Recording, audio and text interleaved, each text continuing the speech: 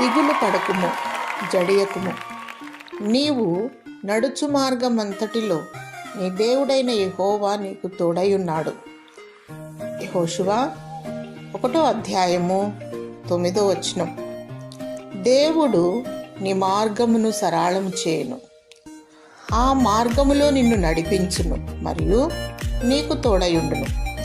నీ మార్గము యెహోవాకు అప్పగించుకొనుము, ఆయన నిన్ను నీతి మార్గములో నడిపించును. ఈ లోకయాత్రలో ఎన్నో శోధనలు ఉంటాయి.